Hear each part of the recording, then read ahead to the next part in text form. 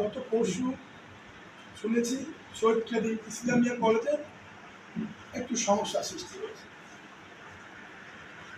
হানিফ ভাই ভোট করেছে, যখন চিন্তা করছে হানিফ ভাই ওখানে যাবে, সমস্যা হওয়ার কথা না, সে বিশ্বাস তার উপর আমাদের আছে। গতবার রাতে আবার হানিফ ভাই ভোট করলো যে রিয়াজ ভাই আমরা প্রায় সমাধানের শেষ পর্যায়ে গিয়েছি। ঠিক তখন বাইরে বহিরাগতদের তাণ্ডবে আমরা সমাধান করতে পারিনি, আরো পরিস্থিতি খারাপের দিকে গিয়েছে। গতবার রাতে দুইবার আমাকে আর্মি ক্যাম্প থেকে ফোন করেছে।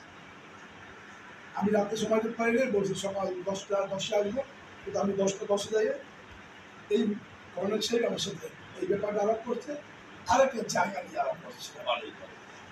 তখন আমি কর্নেল সাহেব বললাম যে বস আমি সেখানে যাবো এই বিষয়ে বাসা থেকে বের করেছি, আমরাও যাবো, তাহলে আমি বলছি আমি হুন্ডা নিয়ে যাই আর আপনারা গাড়িতে আসেন। আমি সবুজকে ফোন করেছি, শুনেছি সাধারণ একটি মাদ্রাসার একটি ছাত্র এবং একজন ছাত্রী একই মাদ্রাসায় পড়ে, তাদের মাদ্রাসা ছুটি হওয়ার পর তারা এখান থেকে যাচ্ছে কথা বলতে পারে। কারণ আজকে বাংলাদেশে স্কুল কলেজ সব জায়গায় ছাত্রছাত্রী একত্রে লেখাপড়ার পর করতে করতে কেউ সহপাঠী হয়, কেউ যদি বন্ধুত্ব সম্পর্ক হয়, এটাই স্বাভাবিক।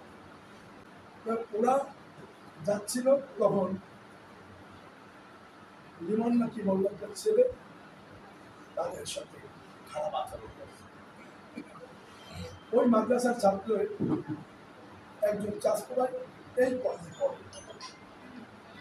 বক্তব্য নিয়ে আসছেন সৈয়দ ছিলেন বিএনপির কান্ডারি জনাব আবু হানিফ হাওলাদার। বিশেষ নয় না, এটা অবশ্যই শুনেছেন। তাহলে এটা তো আপনি নাটক সাজাইছেন। তাহলে এই সমস্ত পোলাপান যদি স্কুলে হয়, তাদের বিরুদ্ধে স্কুলের যে ব্যবস্থা গ্রহণ করা দরকার সেটা কলেজ কর্তৃপক্ষ সেটা করবে। তো এই বলে আমার বক্তব্যটি শেষ করছি।